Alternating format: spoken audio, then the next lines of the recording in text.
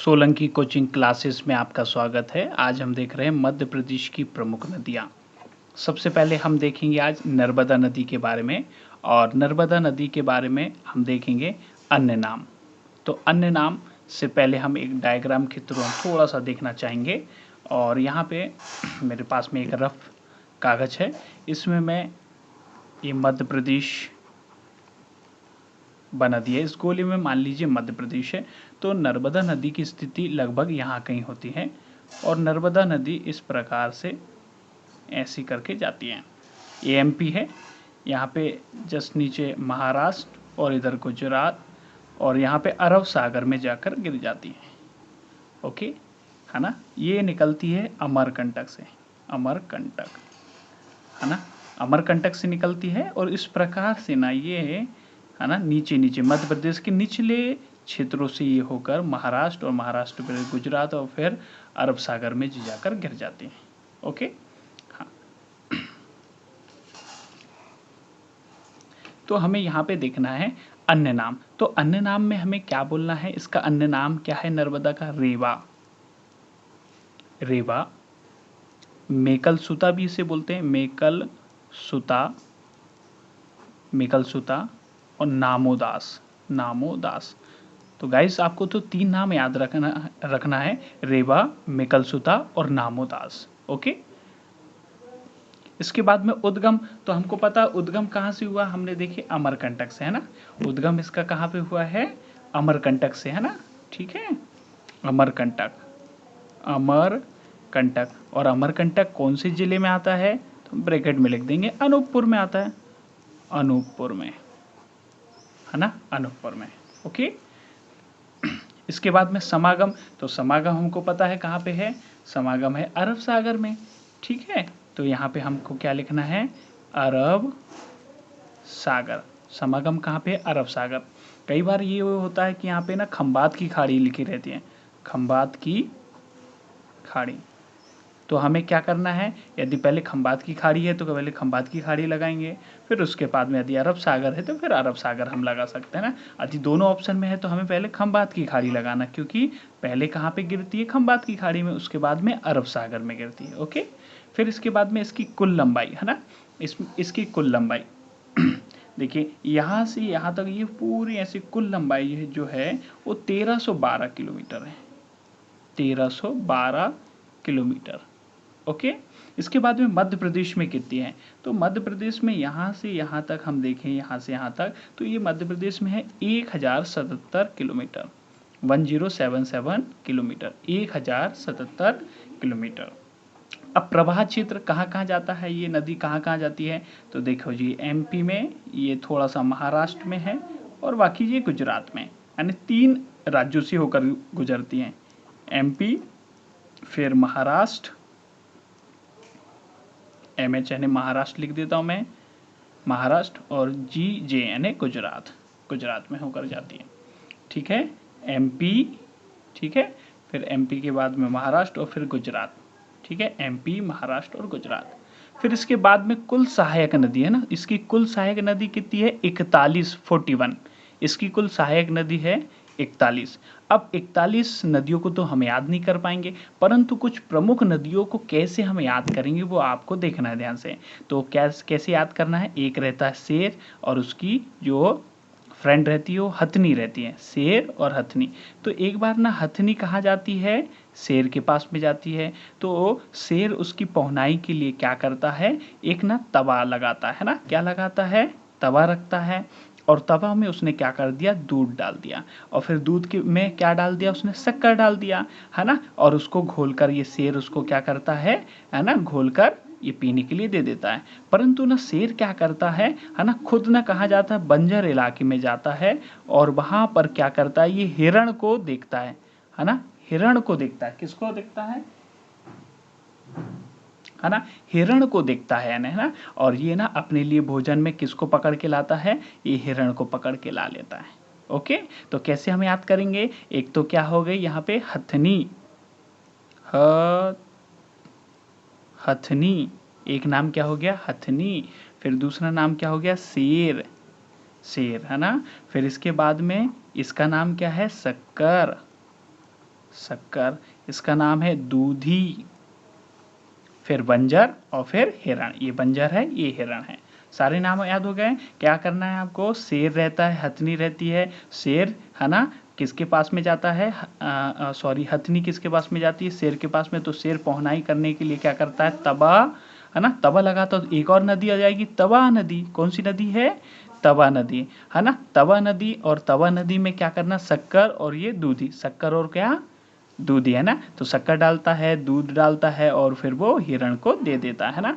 ठीक है, अब देखिए हमें संबोधन में क्या बोलना है। तो नर्मदा नदी के संबोधन में क्या बोलना है हमको, है ना। इसको क्या बोलना है, मध्य प्रदेश की जीवन रेखा। मध्य प्रदेश की क्या है ये, जीवन रेखा। मध्य प्रदेश की क्या है ये, जीवन रेखा। मध्य प्रदेश की क्या है ये, जीवन रेखा।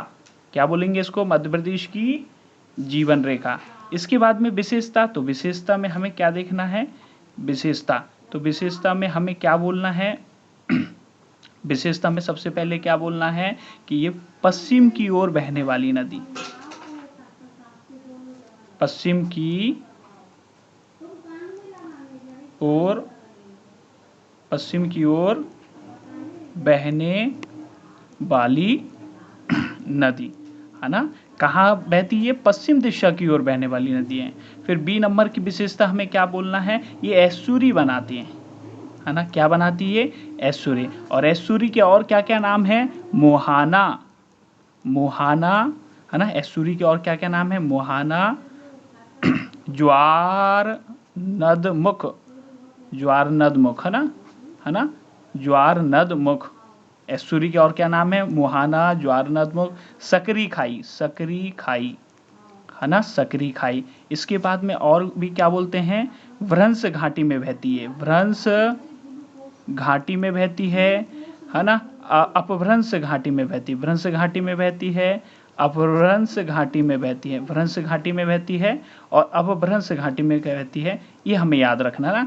तो एस्चुरी, मोहाना, ज्वार नदमुख, सकरी खाई, भ्रंश घाटी, अपभ्रंश घाटी, है ना। ये वाला MPPSC में आ चुका है, MPPSC में ये वाला आ चुका है कि भाई भ्रंश घाटी में कौन सी नदी बहती है। तो हमें ध्यान रखना है भाई, नर्मदा नदी बहती है।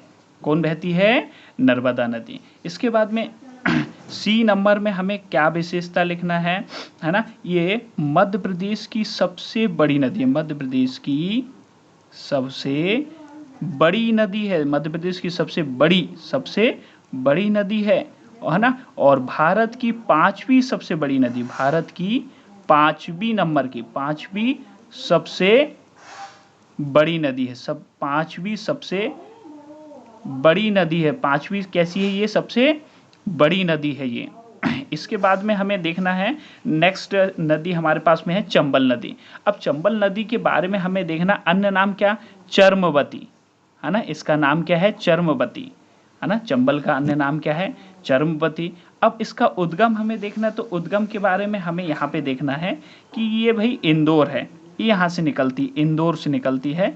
और इंदौर में एक तहसील है महू, है ना। भीमराव जी का जन्म हुआ था, भीमराव अम्बेडकर जी का जन्म यहीं पे महू में हुआ था। और यहाँ पे एक जगह है जाना पाओ की पहाड़ी, जाना पाओ की पहाड़ी, जाना पाओ की पहाड़ी। तो यहाँ से निकलती है और इस प्रकार से ये ऊपर तरफ जाती है और फिर इस प्रकार से ये जाती है, ठीक है। चलिए, इसके बाद में ना ये मध्य प्रदेश का नक्शा ना थोड़ा यूं टाइप का ऐसा कुछ रहता है यानी, ठीक है ना।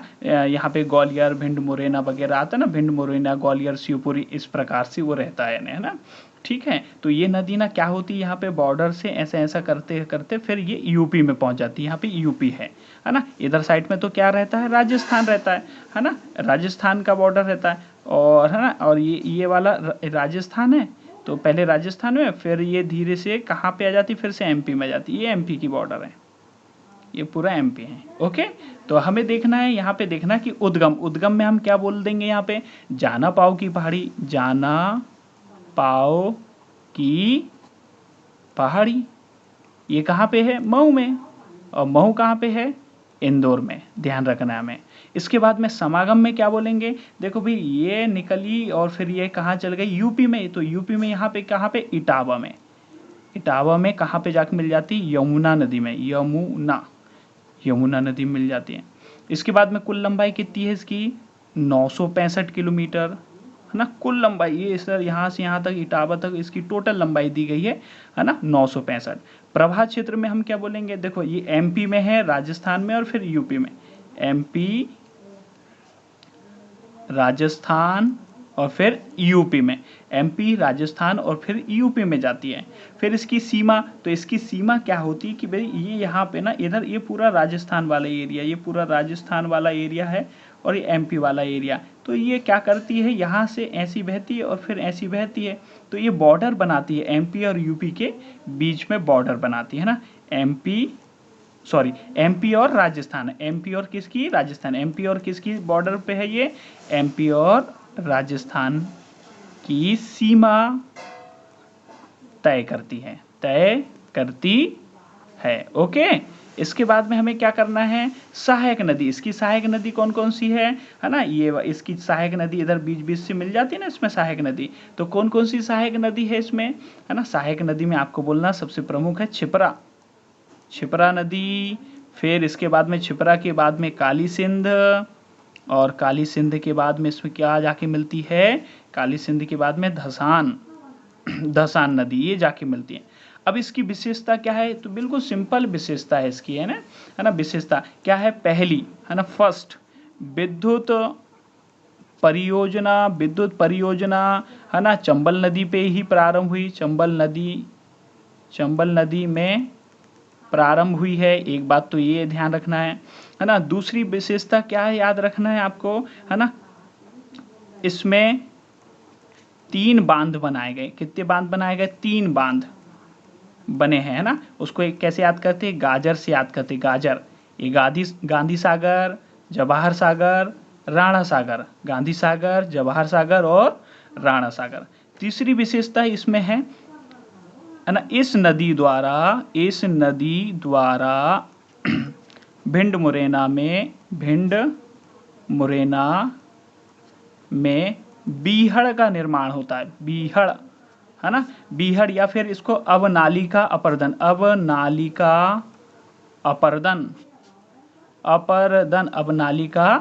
अपर्दन। ये कैसा होता है देखिए, ये यहाँ पे ना भिंड मुरैना, यहाँ पे भिंड और मुरैना है यहाँ पे, है ना। यहाँ पे भिंड मुरैना है। तो यहाँ से ना ये नदी जहाँ जब जाती है ना, तो यहाँ पे ना गहरे गहरे गड्ढे बन गए यहाँ पे। अब गहरे गहरे गड्ढे बन गए हैं, तो यहाँ पे क्या हो गया है, इसी को बोलते हैं कि भाई कौन सी नदी बीहड़ का निर्माण करती है या अवनालिका अपर्दन बनाती है। तो यही नदी है, कौन सी वाली, ये है ना, महू से जो निकलती है, चंबल नदी है। कौन सी नदी, चंबल नदी, है ना। इसलिए ना इसको क्या बोलते हैं, डाकुओं की शरण स्थली। डाकुओं की क्या है ये, आश्रय स्थली। कौन सी नदी को डाकुओं की आश्रय स्थली माना जाता है, तो चंबल नदी को। कौन सी नदी को, चंबल नदी को। गाइस, ये वीडियो आपको बहुत अच्छा लगा होगा, इसे लाइक करें, शेयर करें और सब्सक्राइब करें। Thank you.